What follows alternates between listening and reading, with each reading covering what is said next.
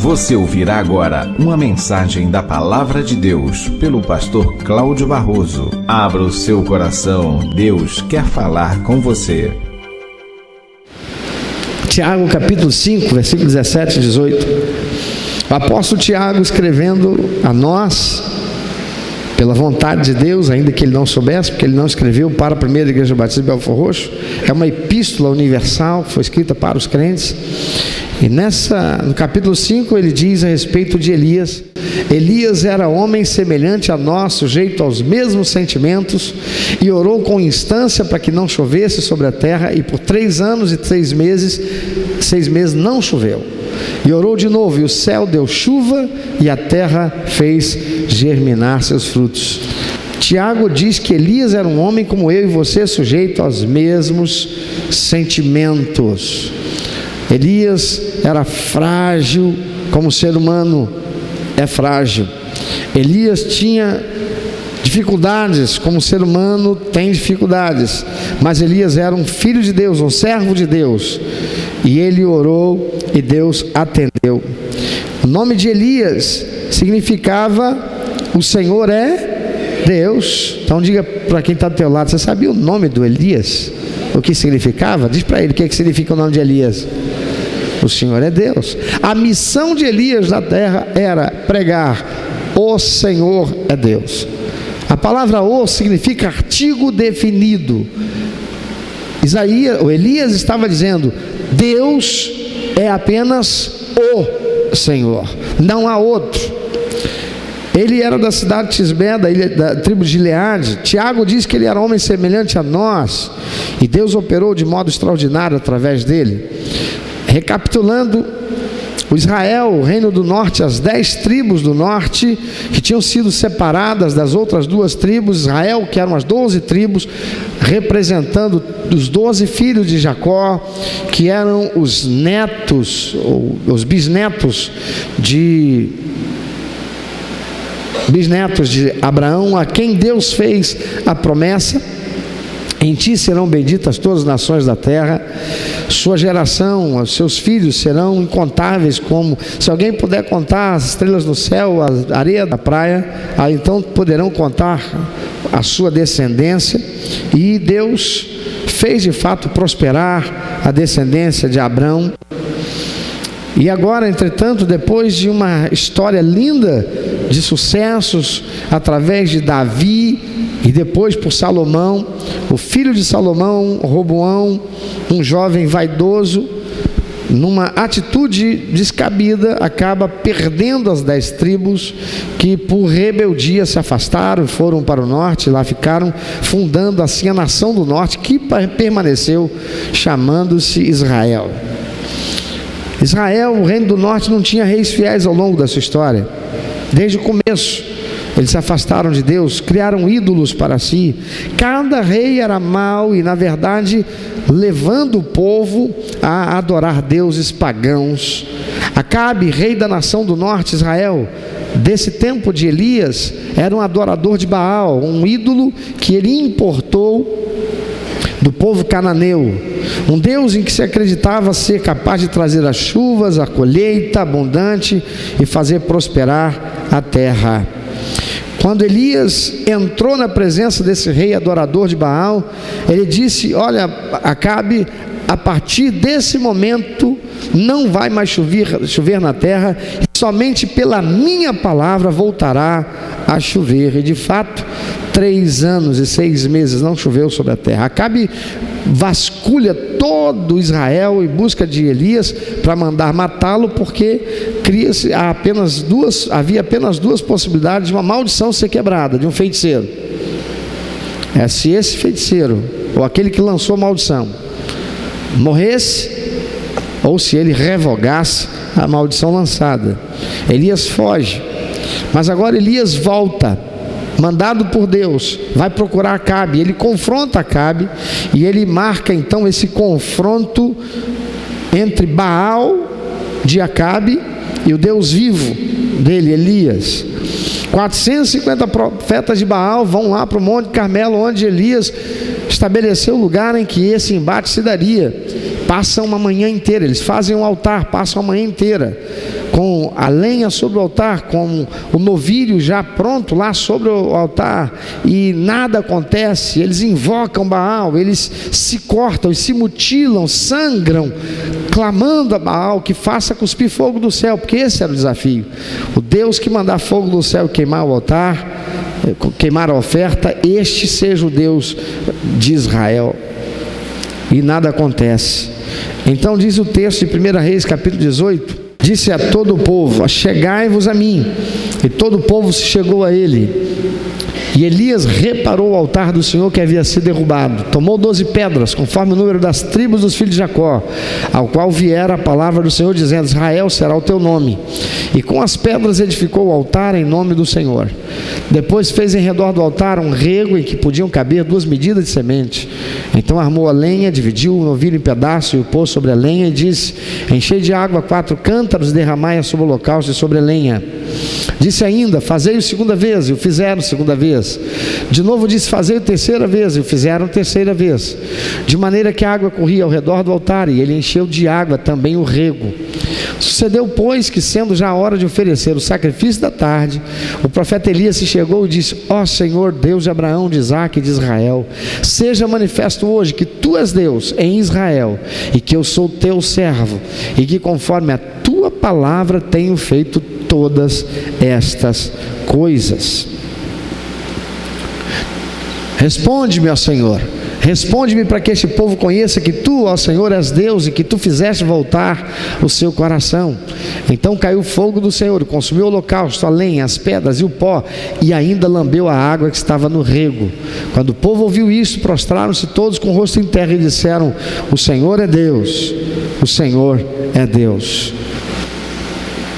Tiago diz que Elias era homem como eu e você. Logo, se Elias o pôde, eu e você também podemos.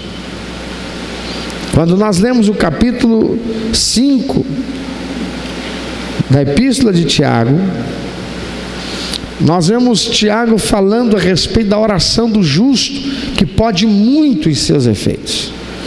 Quem é esse justo, senão aquele que foi justificado por Jesus?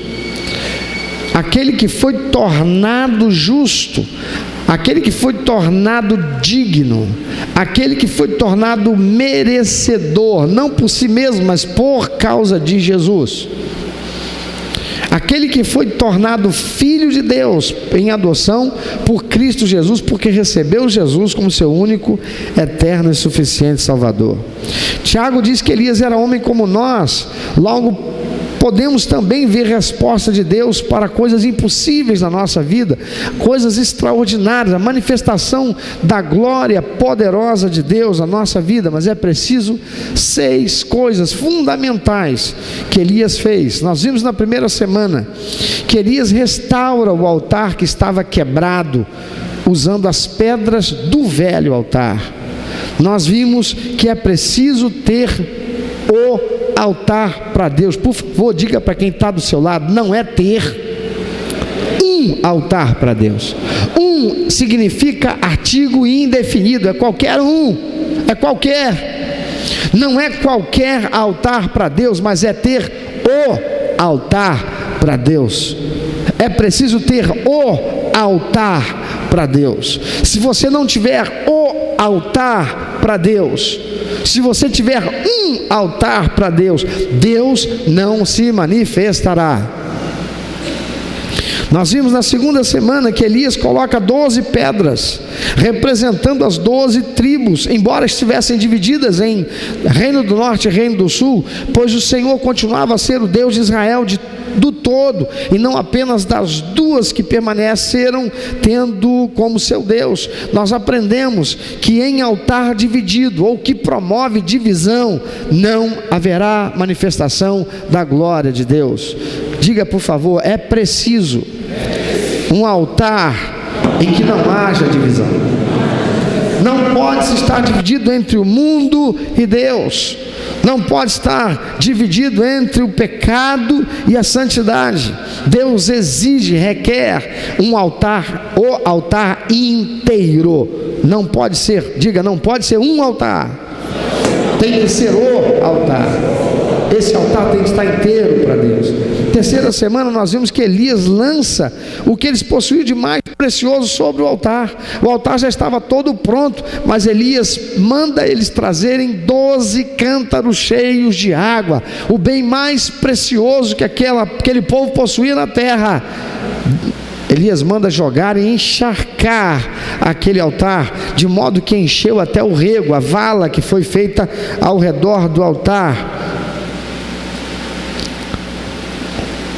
Eles o fazem com grande liberalidade, e Deus manda fogo do céu, porque quando Deus recebe a adoração, o coração dele se alegra, e sua presença é conhecida, é manifesta, é notória. Porque Elias cumpriu esses 3 requisitos fundamentais, Deus opera o milagre aceitando a adoração e mandando o fogo descer do céu, porque Deus requer que se lance tudo sobre o altar. Diga por favor para quem está do seu lado: tem que ter o altar, ele não pode ter divisão, e é preciso se lançar inteiro sobre o altar. O que você tiver de mais precioso não é o dinheiro, não é o bem que você tem, é você. O bem faz parte de você, faz parte da sua vida. É preciso estar com toda a sua vida no altar, porque em altar dividido Deus não promove, não manifesta a sua glória.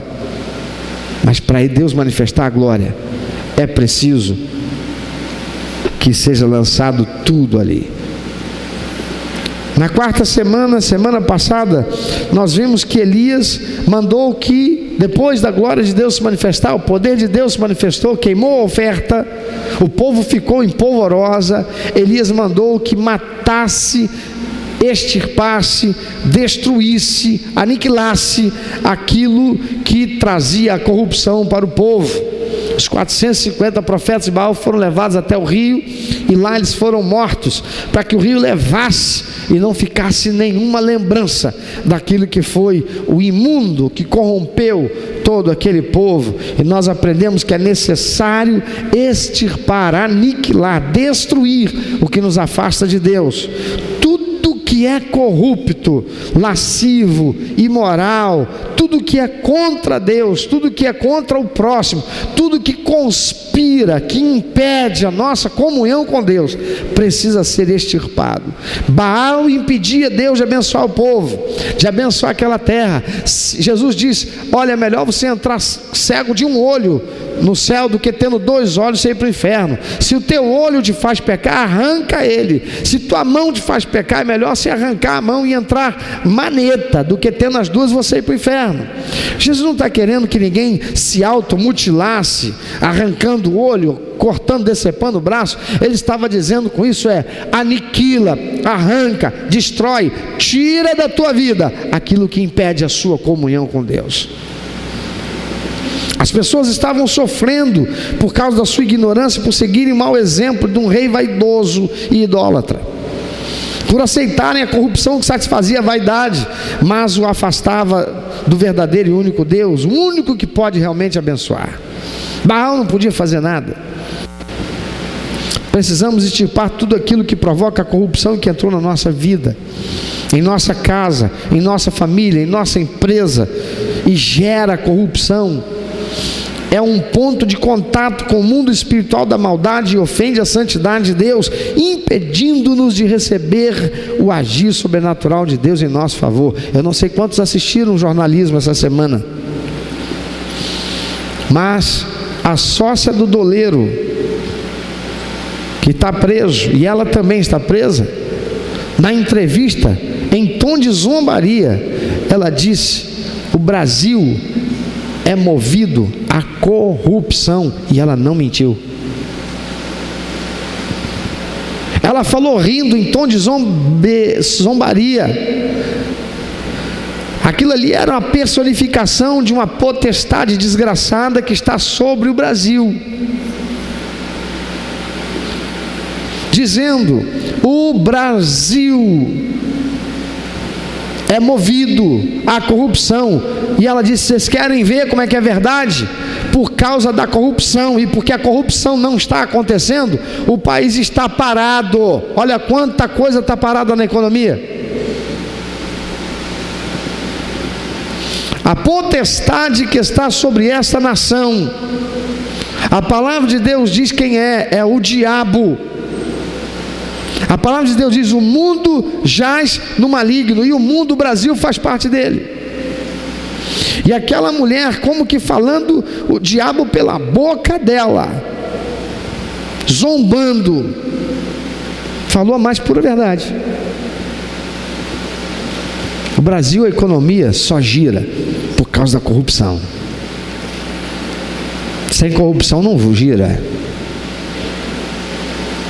O Brasil pode girar sem corrupção, sim, mas para acabar com ela é preciso viver o que a palavra de Deus diz em 2 Crônicas 7,14.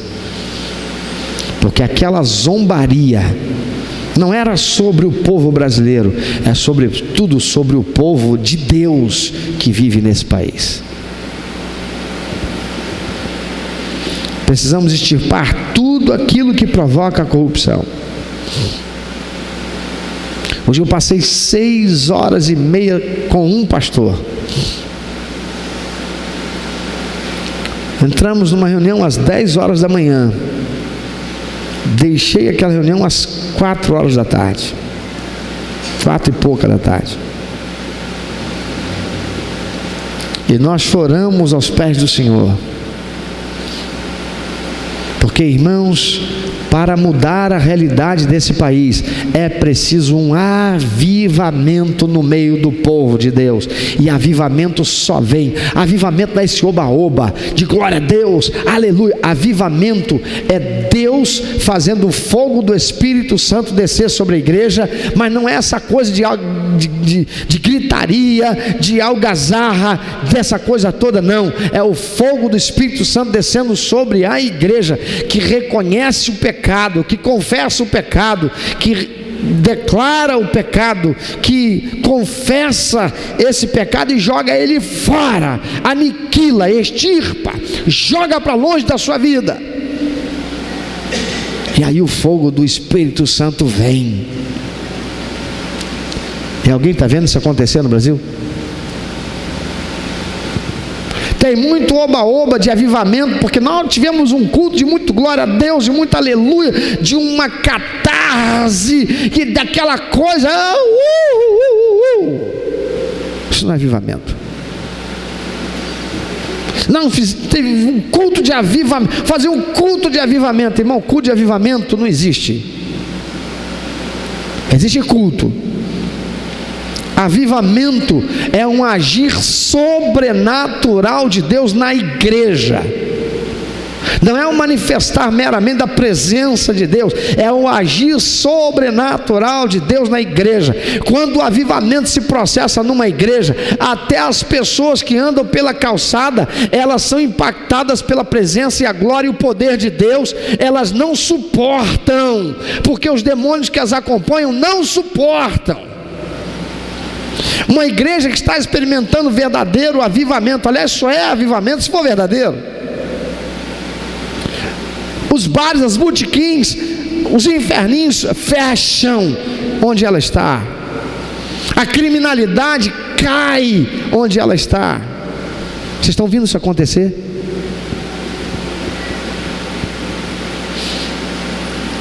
Isso é avivamento.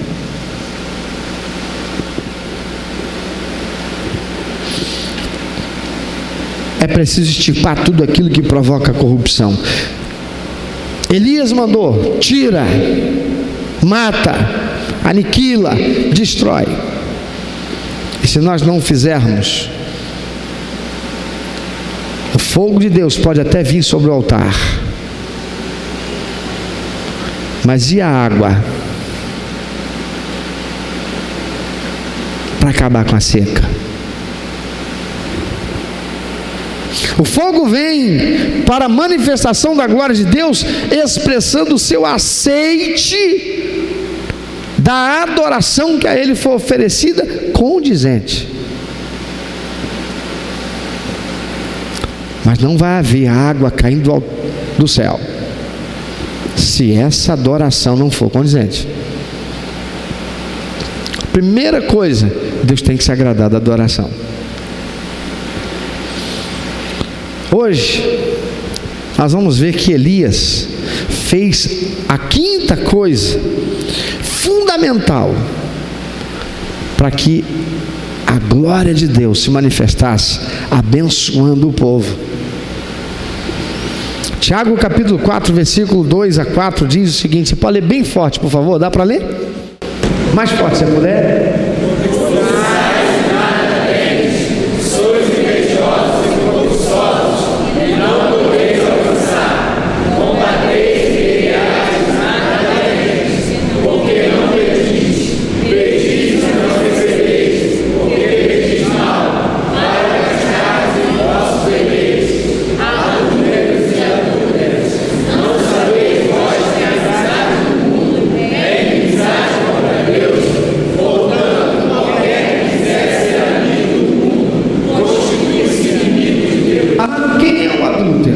O adúltero é aquele que ele está casado, ele fez uma aliança com o seu cônjuge, mas ele está também com o olho interessado em outra pessoa lá fora. Ele tem no seu cônjuge tudo o que ele precisa, mas ele não se sente satisfeito porque ele se sente seduzido por aquele outro lá de fora, e ele se contamina num relacionamento espúrio com aquele outro lá de fora. Esse é o adúltero ou a adúltera.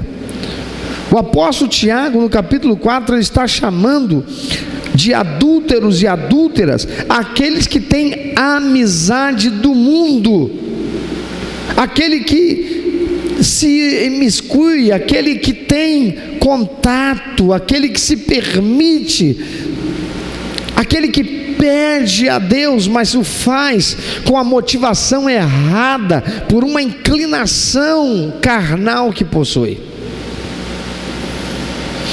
Cobiçais e nada tendes, sois invejosos e cobiçosos, não podeis alcançar, combateis e guerreais e nada tendes, porque não pedis. Mas quando pedis, não recebeis, porque pedis mal, para o gastardes em vossos deleites, para satisfazer aquilo que é a sua carne. Quanta gente está por aí pedindo a Deus, dando oferta para Deus, fazendo parecer que Deus é obrigado por cada oferta que ele colocou aqui, botando o dedo na cara de Deus, como é ensinado, porque quer coisas carnais, coisas humanas, coisas materiais, quer coisas para gastar com o seu próprio deleite. Ele quer ser empresário, ela quer ser empresária, ele quer ter um carro zero, ele quer algum problema nisso? Não, o problema está na motivação. A motivação é ele. É um culto centrado no homem, é um culto centrado no eu, é colocar Deus na condição de mordomo para satisfazer aquilo que eu quero. E com isso barganha com Deus como se Deus pudesse ser comprado. Tiago está dizendo que esses não vão receber nada de Deus. Tem gente recebendo do diabo e dizendo que foi Deus que deu,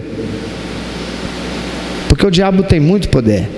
A palavra de Deus diz que o mundo está debaixo da autoridade, da gerência dele. Será que ele tem poder? É só pensar. Olha a declaração daquela doleira: a economia do Brasil gira em função da corrupção. E quem está por trás da corrupção senão o diabo, que é quem influencia o homem para tudo aquilo que é pecado? Amados, Elias não pediu mal. Elias não foi se colocar diante de Deus e pediu para gastar em seu próprio deleite. Não, Elias pediu por algo que abençoasse o povo e glorificasse o nome de Deus. Veja a oração de Elias. Olha a oração de Elias: ó Senhor Deus de Abraão, de Isaque e de Israel, seja manifestado hoje que tu és Deus em Israel, e que eu sou teu servo, eu sou teu voluntário, Eu sou o teu coleguinha.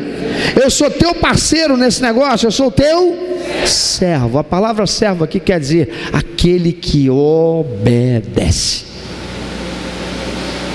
aquele que executa segundo as ordens do seu Senhor. Te faz lembrar alguma coisa? E que seja manifesto hoje que tu és Deus de Israel e que eu sou teu servo, e que conforme a tua palavra tenho feito todas estas coisas. Responde-me, ó Senhor, responde-me, para que este povo conheça que eu sou o Todo-Poderoso, o profeta, que eles não precisam ter fé não, porque é isso. Responde-me, Senhor, para que este povo conheça que tu, ó Senhor, és Deus, e que tu fizeste voltar o seu coração. Então caiu fogo. Como é que começa depois daquele ponto ali? Então, por causa disso, caiu o fogo do Senhor e consumiu o holocausto, a lenha, as pedras, o pó, e ainda lambeu a água que estava no rego. Amados, Elias não foi egoísta, ele não pediu nada para ele.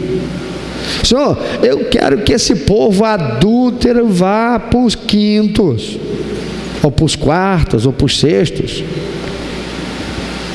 Senhor, agora pega desse fogo e manda na cabeça de todo esse povo idólatra. Senhor, pega esse fogo, manda um pouco desse fogo lá na cabeça de Acabe, queima ele agora, queima aquele infeliz. Esse desgraçado que botou gente atrás de mim para me matar, que mandou matar um monte de profeta, esse cramunhão. Bem, não. Elias não foi rancoroso. Amado, você que é marido, você lembra da palavra de Deus que diz assim: vós maridos, amai as vossas mulheres como Cristo amou a igreja e a si mesmo se entregou por ela, dando honra a ela como vaso mais fraco. O que mais que diz? As mulheres, me ajudem. Para que não sejam impedidas as vossas orações. Vós mulheres, sede submissas aos vossos maridos.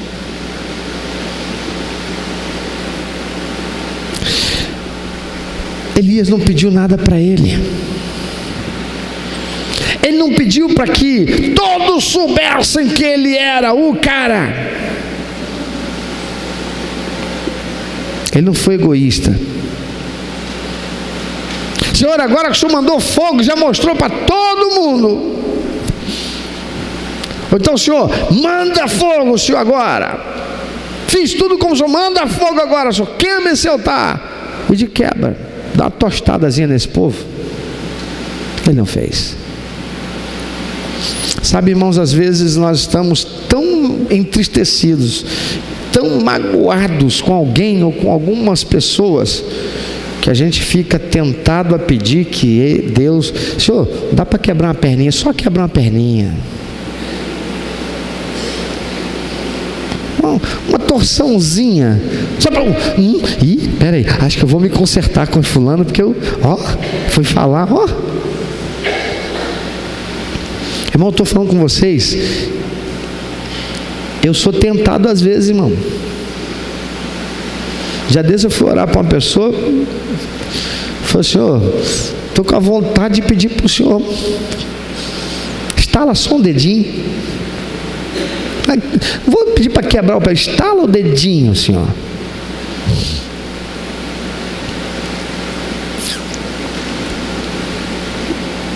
Ele não foi egoísta nem rancoroso com aquele povo. Olha para quem está do teu lado. Quando você ora, você tem coragem de orar por aquela pessoa que te fez mal? Se você tiver que orar por aquela pessoa, você vai orar com sinceridade, pedindo que Deus abençoe, e vai Deus poder fazer isso, porque Ele está vendo verdade na tua palavra. Ele olha para o teu coração e está limpinho, limpinho, limpinho. Irmão, estou dizendo que a gente não fica triste. A palavra de Deus diz que Deus ama E Deus disciplina aquele que ama. Qual é o pai que vê o filho fazendo um monte de besteira e fica feliz? Olha lá, não, sem vergonha, olha só. Olha que sem vergonha, me envergonhando. Qual pai que faz isso? Só se o pai for sem vergonha. Ele fica triste, ele fica zangado, ele não pega, ele vai dar um catiripapo lá, uma pifa, vai botar de castigo, vai falar uma... vai. Mas se é pai, daqui a pouco ele está ouvindo lá, aí ele, coração dele, ó, eu sou o único. A vontade que tem é na hora de tirar da disciplina. Parece até que a Ritinha do Chaves. Chiquinha, Ritinha, Chiquinha, tudo tem Maria Chiquinha.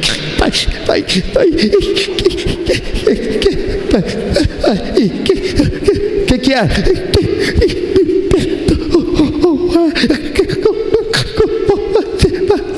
Não é assim? A gente segura, pode rir, irmão, não é pecado não. E a gente fica, amolece a gente, porque é o filho da gente. Deus olha, irmão, Deus disciplina. E às vezes a disciplina que Deus dá, ela dói, porque se não doer, não é disciplina. Vamos lembrar isso? Ajuda quem está ao teu lado, se não doer, não é disciplina. Então, meu amado, pensa nisso. Deus olha para o coração da gente. Elias não foi egoísta nem rancoroso do povo. Ele pede chuva de fogo de Deus sobre o altar, para que todos soubessem que Ele é o único Deus de Israel, pois Elias iria pedir em seguida que Deus fizesse chover água sobre toda a nação, para que houvesse comida, esperança, saúde, fartura para todos, e que isto glorificasse a Deus, pois todos saberiam que foi Deus quem fez aquilo. Amado, tem muita gente pedindo bênçãos a Deus e não recebem, porque são egoístas, porque são rancorosas, porque ficam guardando ressentimento, mágoa.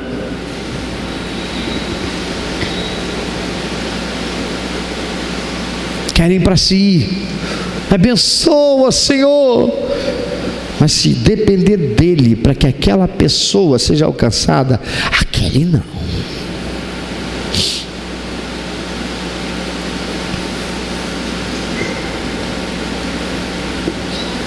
Muitos, depois de receberem a salvação, por terem recebido Jesus como seu único, eterno, suficiente Salvador, não dão testemunho de sua nova vida em Cristo, têm vergonha de falar de Jesus, não obedecem ao grande mandamento do Senhor de fazer discípulos de todos os lugares em que estiverem. São egoístas. Dizem: eu recebi Jesus, eu estou salvo, eu vou morrer e vou para o céu, mas não abre a boca para dar testemunho para ninguém. Não tem compromisso com trazer pessoas para Jesus. São egoístas, estão vivendo de modo egoísta. Amados, Deus não abençoa preguiçosos, e muito menos aqueles que envergonham a Ele. Quantos são os crentes que assumem a missão de trazer pessoas para Jesus, cumprindo o ID do Senhor, mas não ganham nenhuma alma para Jesus, se tornam templários, ou seja, aqueles que só vêm para o culto, no templo, mas não cumprem a missão de ir e fazer discípulo. Não fala de Jesus para o vizinho, ele não tem um tempo na vida dele destinado, separado, para fazer o fogo de Deus cair, de modo que aquela pessoa seja liberta, seja salva, saia da sequidão do Espírito e venha para a vida eterna. e fica pedindo: Deus, faz chover na minha vida, Deus, resolve esse meu problema, Senhor, alcança esse, Senhor, só quer para si. Eu recebi Jesus como a única taça, aleluia, sou filho de Deus, vou morrer para o céu, e não leva ninguém consigo, enquanto Satanás está usando um monte, usando o mundo para levar os milhões para o inferno. Gente que vem à igreja, participa do culto, diz: eu já recebi Jesus, mas não dá seguimento à aliança que diz ter feito com Jesus, não se torna membro da igreja, não se faz parte do corpo de Cristo. Gente que ouve a palavra de Deus, mas continua indo para o Facebook, me sentindo feliz, não é capaz de transmitir a palavra de Deus, fica postando foto de filhinho, de namoradinho, de mãozinho e de coisinha, expondo a sua vida para que bandidos, qualquer hora dessa, leve você a sofrer consequências graves. Que quantas vezes tem ido para a televisão para denunciar isso? São presos, foi fácil, a vida estava toda lá no Facebook. Eu sabia a hora que entrava, a hora que saía, sabia a idade do filho, sabia onde estudava, estava tudo lá. Mas falar de Jesus que é bom? Ah não, fala de Jesus sim, manda aquelas correntes, sabe aquelas correntes? Eu quero ver se você vai ler isso e você não vai transmitir para pelo menos 10 pessoas. Coisas vazias, ridículas, que não expressam verdade. São pessoas egoístas. Quantos são os crentes que estão aí satisfeitos, estão no ar-condicionado?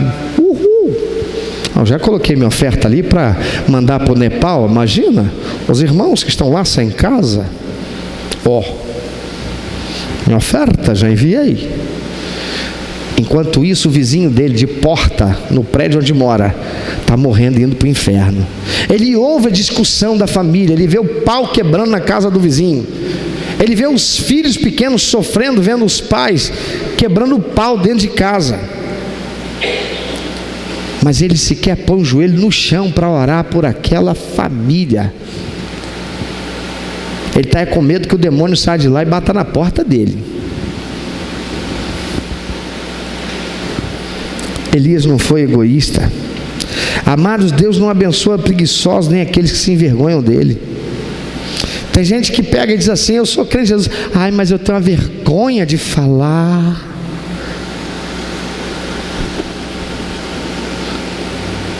A palavra de Deus diz lá em Mateus capítulo 10, versículo 32 e 33 assim: portanto, todo aquele que me confessar diante dos homens, também eu o confessarei diante de quem? Meu? A quem foi que Elias pediu fogo? Também eu o confessarei diante de meu Pai. Jesus está falando que está nos céus.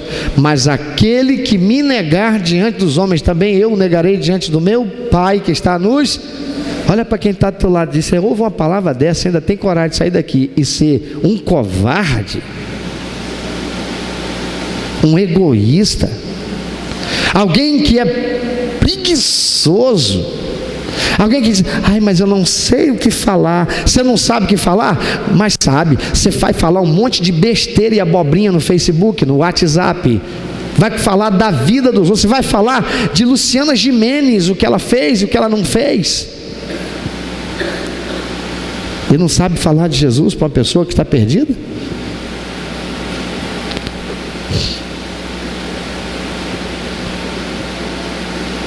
Jesus diz que a boca fala do que o coração está, mas para o coração estar cheio tem que ter entrado. Jesus diz: o pecado não é o que entra, é o que? Porque a boca fala do que o coração está, mas então para estar cheio tem que ter entrado. Entrou por onde? Entrou pelos olhos. A palavra de Deus diz: são os olhos a janela da alma.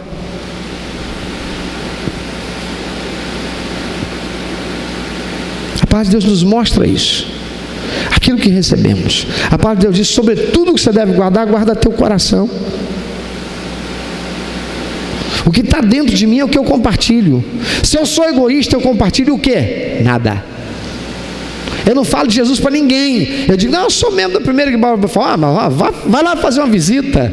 E fica esperando que a pessoa chegue aqui, o pastor Cláudio vai pregar, e o pastor Cláudio, que eu tenho a força, vai converter todo mundo para Jesus Cristo. Vai não.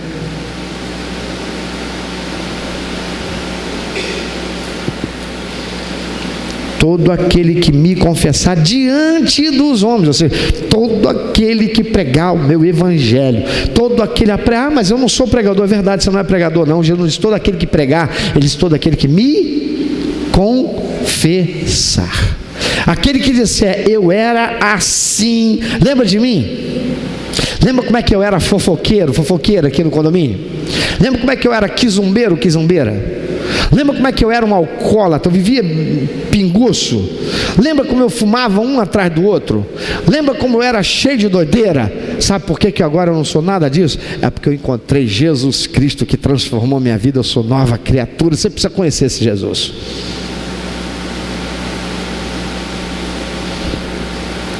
Primeiro João capítulo 4 versículo 15 diz ali: aquele que confessar Jesus, que Jesus é o Filho de Deus, Deus permanece nele e ele em Deus. Você sabe uma coisa? Se Deus permanece em você, se Deus permanece em mim, diz a palavra do Senhor, pedireis tudo o que quiserdes e vos será feito. Mas por que Deus não está fazendo?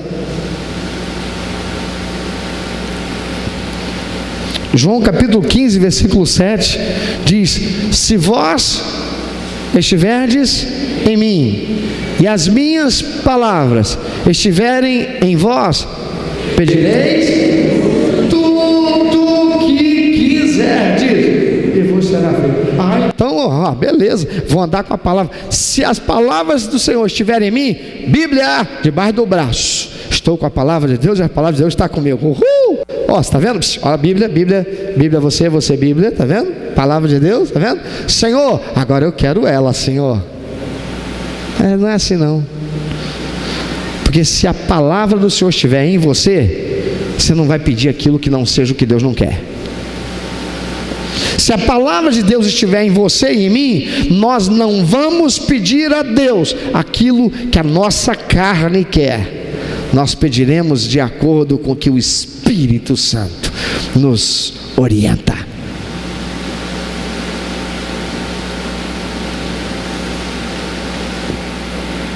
Veja o que Elias disse, 1 Reis 18, 36 e 37.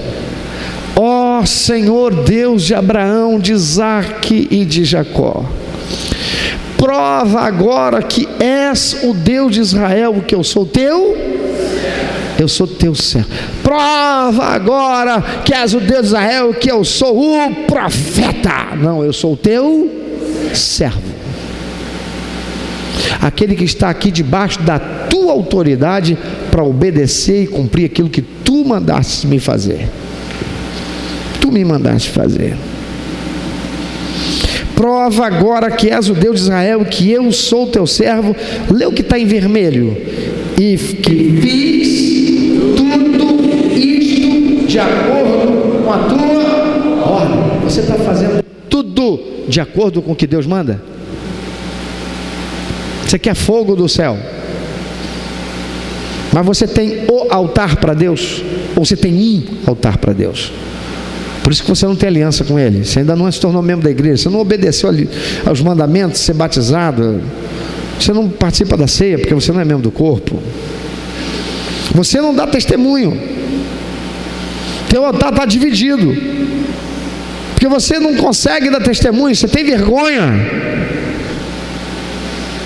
Você não está inteiro no altar. Tem coisas que você reserva. Não, isso aqui não, para Deus isso aqui não. Não, você está com tudo isso inteiro, mas quando você vai orar, você tem nesse seu coração reservas em relação a alguém, mágoa, ressentimento. Você está obedecendo a ordenança do Senhor Jesus: ide por todo mundo, fazei discípulos de todas as nações, ensinando. Enquanto você vai pelo caminho, enquanto você está naquela condução indo para o trabalho, enquanto você está em casa e está ali, seu vizinho está em casa, enquanto você está em frente ao computador com o tempo, você está buscando fazer discípulos para o Senhor. Elias disse: e que fiz tudo isto de acordo com a tua ordem. Irmão, não adianta fazer coisas para Deus, tem que fazer aquilo que Deus quer, é do jeito de Deus. Se não for do jeito de Deus, não vai adiantar fazer, vai perder tempo. E que fiz tudo de acordo com a tua ordem. Amados, a lição de Elias nesse quinto passo é que ele fez do jeito de Deus.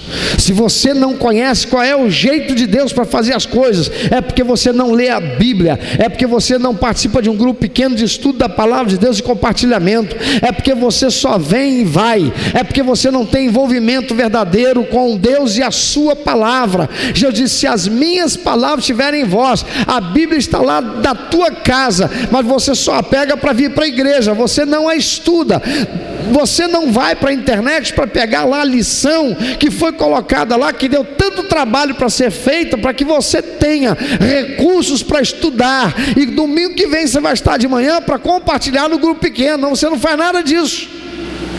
Então você não sabe qual é o jeito de Deus, que Ele quer que você molde a sua vida.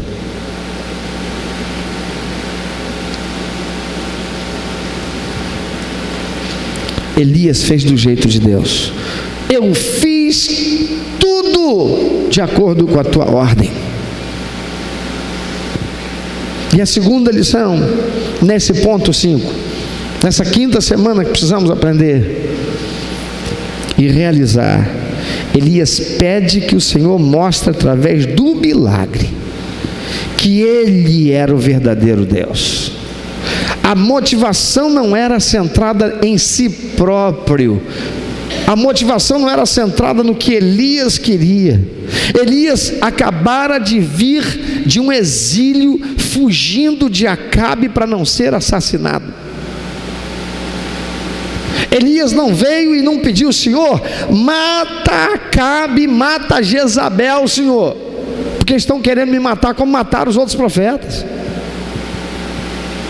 Senhor, os 450 o povo matou, agora Acabe, mata o Senhor, bate fogo nele lá.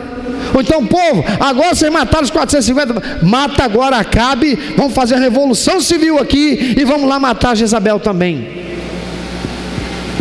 Tem um monte de gente querendo uma revolução civil no Brasil, acreditando que isso vai mudar, destituindo Dilma, PT, vai mudar. Não vai. Aquela mulher lá disse: o Brasil é movido à corrupção. A corrupção não é só por causa do PT, a corrupção é por causa do povo que se corrompeu.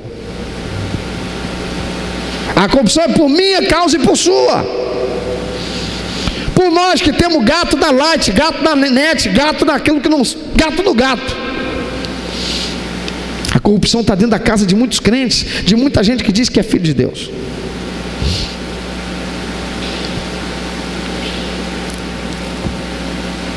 Ele pede que o Senhor mostre através do milagre que Ele era o verdadeiro Deus. Elias não tinha motivação centrada nele mesmo, não. Elias não queria mostrar que ele era o poderoso, o próspero, o profeta do poder. A motivação dele era a glória de Deus. Para que você existe? É para a glória de Deus? E você está vivendo assim? Ele pede para que este povo saiba que tu, o Senhor, és Deus, e estás trazendo esse povo de volta para ti. Jesus disse: ide por todo o mundo e faça discípulo de todos os lugares. Você tem feito isso? Qual é a motivação com que você tem vivido a sua vida cristã? Pensa um pouquinho sobre isso. Elias faz uma oração ele pede um mover de Deus, para que Deus mande o fogo para queimar aquela oferta. Elias invoca, ele faz tudo certo. Elias restaura o altar. Elias faz o altar ser inteiro, sem divisão. Ele não pegou apenas 10, ele pegou as 12 pedras. Elias faz ser jogado sobre o altar, depositado sobre o altar, o que de mais precioso eles tinham.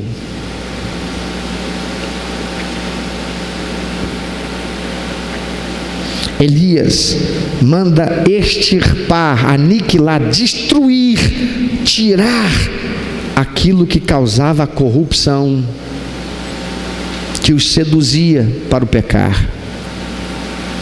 Elias ora e clama com a motivação certa, e a motivação era que a honra seja dada ao Senhor, e todos saibam que o Senhor é Deus, e que eles saibam que tudo que o Senhor vai fazer, tudo que vai acontecer, a resposta a esta oração é porque o Senhor fez acontecer. Olha, Senhor, eu estou te pedindo esta bênção. Esta bênção tem a ver comigo, Senhor, mas é porque eu reconheço que eu sou incompetente, meu Pai. Mas, Senhor, é acima de tudo, para que saibam que foi o Senhor que fez isso, e eu vou dar testemunho. Quantas pessoas têm pedido a Deus bênçãos, e Deus não tem dado, sabe por que não? Porque elas não têm como motivação honrar a Deus. Tem gente que pediu a Deus um emprego, tem gente que pediu a Deus um negócio, tem gente que pediu a Deus uma bênção, e Deus deu a bênção, mas nunca abriu a boca para dar testemunho para ninguém, para dizer: Deus fez isso na minha vida. E Ele fez isso não é porque eu sou o cara, não, é porque Ele é misericordioso. Eu sou um lambão, é que Ele olhou para mim e viu sinceridade. Eu busquei andar na palavra de Deus, eu fiz uma aliança com Ele, eu abandonei, eu tirei da minha vida aquilo que incapacitava a minha comunhão com Ele. Ele ouviu o meu clamor, Ele é quem fez isso. Foi por causa dele, é Ele, a glória é dele. Você tem a motivação certa quando você pede a Deus. Você tem tido a atitude certa. Você tem vivido para trazer pessoas para Jesus. Você tem cumprido aquilo que é o propósito de Deus para a sua existência. Você tem sido egoísta, alguém que diz que recebeu Jesus como único, eterno, suficiente Salvador, mas seu Facebook te denuncia. Estava dizendo: olha, acho que foi com esse pastor, estava falando o seguinte: rapaz, hoje em dia tem um monte de gente que vai participar de seleção de empresa e é rejeitado. O currículo dele é um currículo muito bom, o currículo dela é um currículo muito bom, mas participa daquela primeira bateria e não é mais chamado. Sabe por quê? Porque depois que sai daquela entrevista, vai-se lá para o Facebook dele, vai lá para o Facebook dela, e olha-se o que é o perfil dele, que ele está demonstrando, o que é a verdade a respeito do vídeo dele. O que ele posta lá? O que ela posta lá? O que ela está escrevendo? O que ela está retransmitindo? O que ele está retransmitindo? E as empresas estão rejeitando muita gente com base no que tem no seu Facebook. Amados, se empresas estão fazendo isso com pessoas que estão desempregadas e que têm até um currículo muito bom, mas quando eles vão lá confrontar aquilo que foi dito com a verdade, que é a expressão de vida do dia a dia daquela pessoa, ela é reprovada. Como será que está acontecendo no céu, quando você está levantando a sua voz e clamando a Deus por algo que você precisa?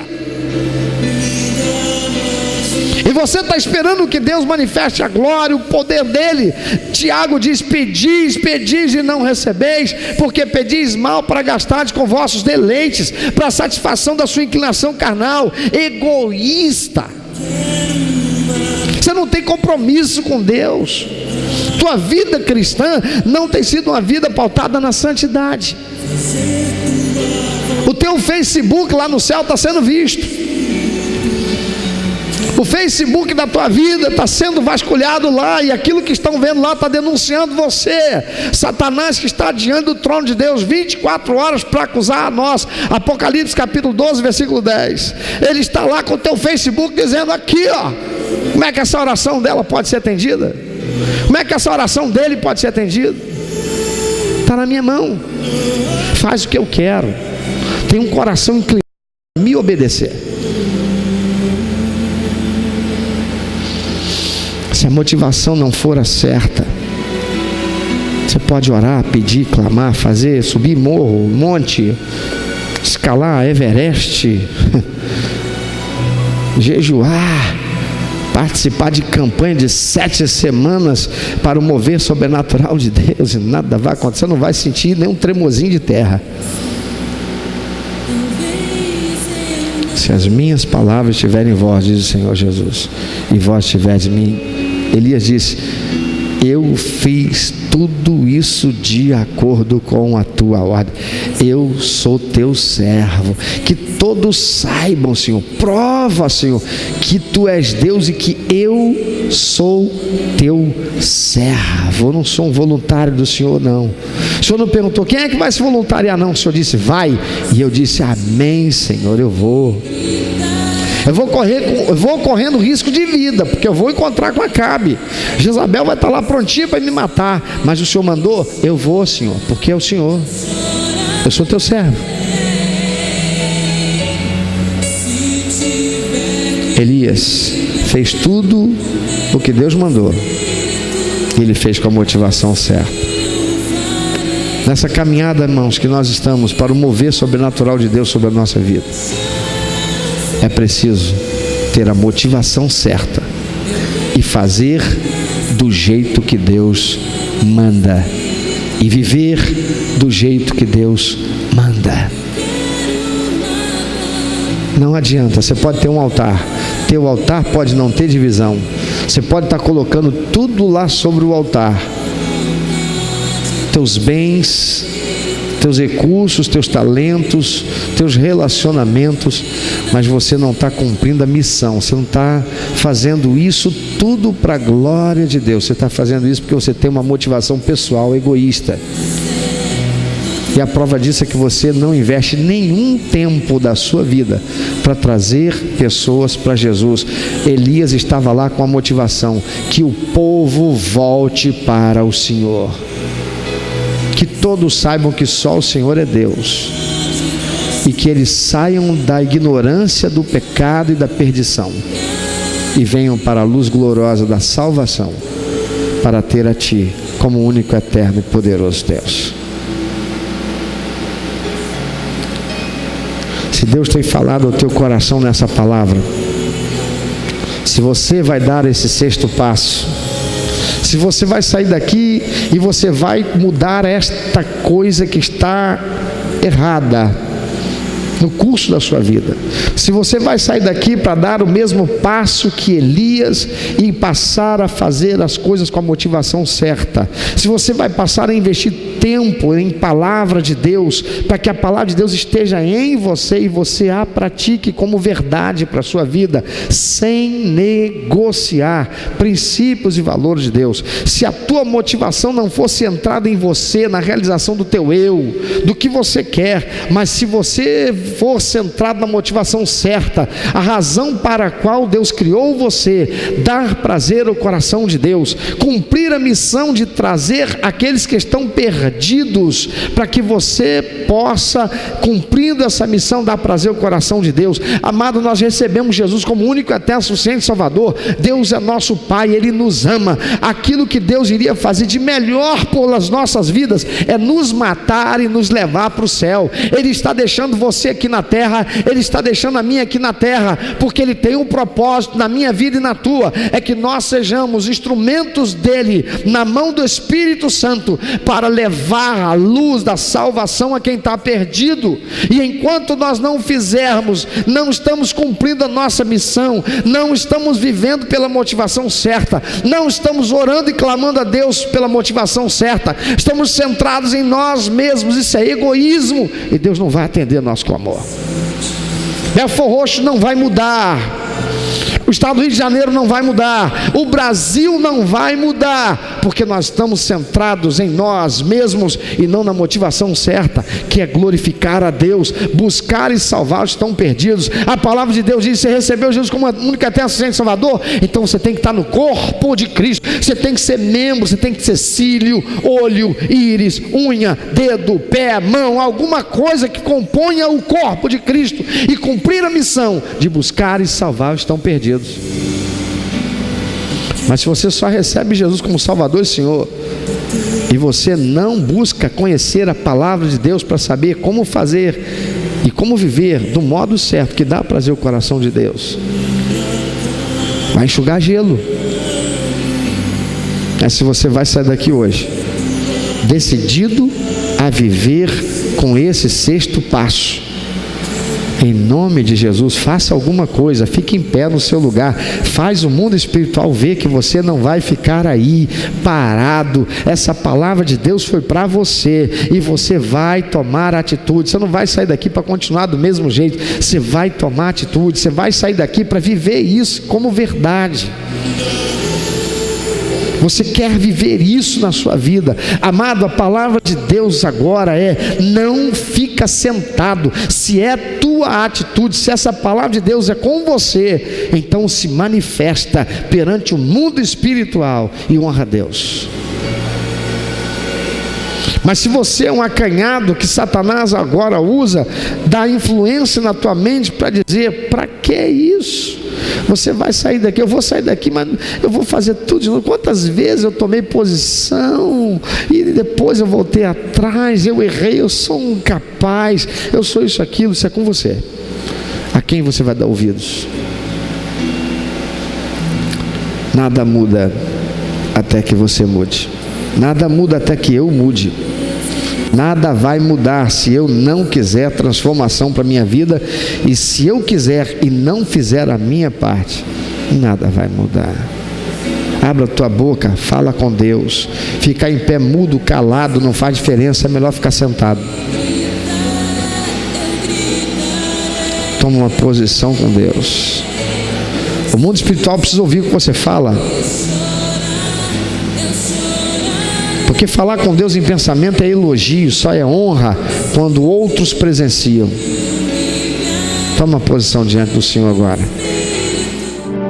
Meu amado, se Deus tem falado ao seu coração, se você foi constrangido pelo Espírito Santo e quer compartilhar isso conosco, quero que nós estejamos orando por você. Se você quer nos informar que você recebeu Jesus como teu único, eterno e suficiente Salvador, se você quer saber um pouco mais a respeito do que fazer para dar prazer ao coração de Deus e viver a vida que o Senhor tem reservado para você, vida de paz, de equilíbrio, de satisfação, entre em contato conosco. Ligue para nós, anote por favor, é 21 2761 1059, 21 2761 1059.